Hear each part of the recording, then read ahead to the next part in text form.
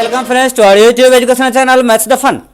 आज हम लोग क्लास 9 के इस क्लास में एक आखिरी टॉपिक के जो बचा हुआ है हमारा सरफेस एरिया एंड वॉल्यूम का वॉल्यूम ऑफ स्फीयर उसे देखने जा रहे हैं।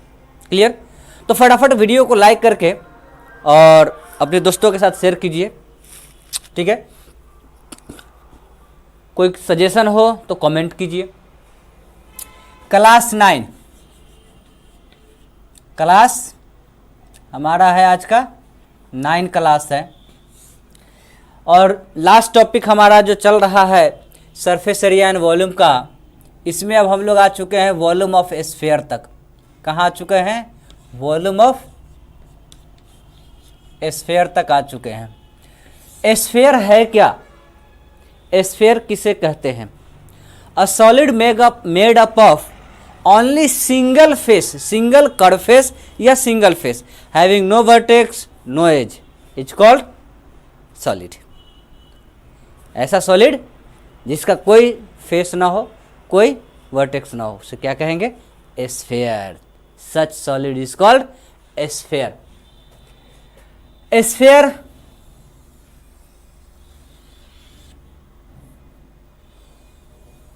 है ना। यह स्फीयर जो होगा हमारा, गेंद बॉल, सारे के सारे बॉल हमारे स्फीयर होते हैं। चाहे वॉलीबॉल हो, टेनिस बॉल हो, लीड शॉट हो, ये सब स्फीयर है। अब स्फीयर के वॉल्यूम की अगर बात की जाए, यहाँ पे हमारा ये रेडियस आ रहा है, ये रेडियस आ रहा है, ये रेडियस आ रहा है, ये रेडियस आ रहा है। अगर ऐसे कंडीशन में यह आर हम लेते हैं तो यहां से यहां तक का ये जो हमारा बन जाता है पार्ट, यह ट्वाइस ऑफ रेडियस का हो जाता है। और इसका वॉल्यूम जो होता है, इसको डबल लेते हैं तो 2 ट्वाइस ऑफ रेडियस के लिए 2 इंटू ये होता है 2/3 ऑफ पाई आर क्यूब, क्योंकि इसका रेडियस हमने हाइट के लिए यहाँ और इसका रेडियस हमने यहाँ रेडियस के लिए लिया है। रेडियस ऑफ स्फीयर और रेडियस ऑफ सिलेंडर अगर सेम रेशियो में लेते हैं, जिसमें इसका किसके लिए? सिलेंडर के लिए अगर इसका हमने रेडियस लिया हो तो यह हो जाएगा pi r square h, that is pi r square 2r, है ना। यह जो इसका पार्ट होता है यह 2/3 होता है। क्या होता है? 2/3 होता है। ठीक वैसे ही जैसे हमने कोण के लिए बताया था कि कोण में अगर सेम रेडियस और सेम लेंगे तो ये 1/3 होता है। ये कितना होता है?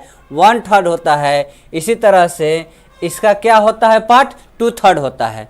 और यहाँ पे हाइट के लिए ट्वाइस ऑफ रेडियस लिया, जिसे मल्टीप्लाई करने के बाद 2 इंटू हमारा यह क्या हो जाता है? 2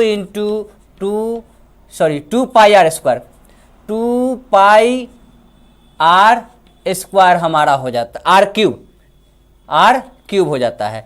तो हमने 2 पाई आर क्यूब ले लिया।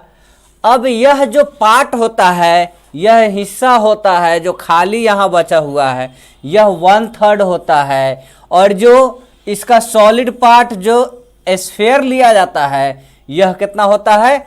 2/3 होता है। मतलब 2/3 of similar cylinder occupies the space, या a cylinder that completely immersed that sphere into it having 2/3, this such sphere having 2/3 volume of the cylinder।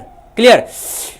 कहने का मतलब ये हुआ कि अगर हम सेम रेडियस और जो हमने यहाँ पे रेडियस तय किया है, इसी रेडियस का इसमें स्फीयर इमर्ज किया गया, तो यह हमारा रेडियस था। यह क्या था? रेडियस। जो हमारा स्फीयर के लिए था वही हमारा सिलेंडर के लिए है। बट यहाँ पे हाइट जैसे ही हम लेते हैं तो ये हाइट r और r मिलके क्या हो जाता है? 2r हो जाता है। ऐसे कंडीशन में यह जो वॉल्यूम ऑफ स्फीयर होता है, क्या होता है? वॉल्यूम ऑफ स्फीयर जो होता है, वॉल्यूम ऑफ स्फीयर जो होता है, यह 2/3 ऑफ सिलेंडर। क्या? किसका? सिलेंडर। लेकिन यहां पे सिलेंडर का वॉल्यूम मालूम करने के लिए हम यहां पे हाइट को कितना लेते हैं? ट्वाइस ऑफ रेडियस लेते हैं। Completely levelling emerged into the sphere, sphere emerge into the cylinder. ऐसा स्फीयर जो सिलेंडर में कंप्लीटली सबमर्ज हो, है ना, एक्स्ट्रा नहीं हो या ज्यादा नहीं हो, तो यह 2/3 हो जाता है। यह कितना होता है? 2/3 होता है। अब इसके लिए वॉल्यूम ऑफ अगर सिलेंडर निकालना जाए तो volume of cylinder πr² h πr² into 2r करते हैं, तो ऐसे कंडीशन में हमारा वॉल्यूम क्या हो जाता है? In the terms of h is equal to 2r, in the terms of radius ये 2πr³ हो जाता है। यह कितना हो जाता है? 2πr³। तो मतलब 2/3 ऑफ 2πr³। इसे मल्टीप्लाई करते हैं, यह हो जाता है 4/3 of πr³। That is volume of sphere. क्या? Volume of sphere is equals to 4/3 πr³। ये हो जाता है। अब ये तो बात रही स्फीयर की। इसका एक और ये होता है, काइंड्स होता है, जो कि हाफ ऑफ स्फीयर होता है, जिसे हम हेमिस्फीयर के नाम से जानते हैं। किस नाम से जानते हैं? हेमिस्फीयर के नाम से जानते हैं। तो यह हेमिस्फीयर के लिए जो वॉल्यूम होता है, यह सीधे सीधे हाफ ऑफ स्फीयर कर देंगे। Hemisphere volume of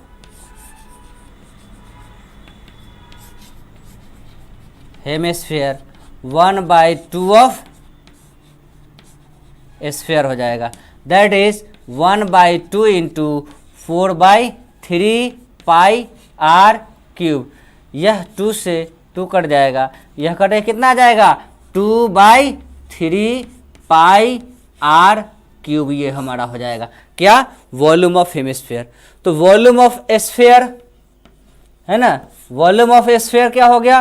4/3 πr³। और वॉल्यूम ऑफ हेमिस्फीयर क्या हो गया? 4/3 πr³। और यहाँ पे वॉल्यूम ऑफ हेमिस्फीयर 2/3 πr³। ये हो गया volume of hemisphere. Hemisphere equal to 2/3 πr³। इन दोनों फॉर्मूलाज का इस्तेमाल करके आपको आखिरी लास्ट एक्सरसाइज 13.8 बनाने हैं। कौन सा एक्सरसाइज बनाना है? 13.8 एनसीईआरटी से आपको बना लेना है। क्लियर? उसके बाद माइट में हम लोग सर्कल बाकी है, सर्कल देखेंगे या तो कंस्ट्रक्शन देखेंगे। ठीक है, तब तक वीडियो को लाइक कीजिए, दूसरों के साथ शेयर कीजिए, है ना। Thank you very much.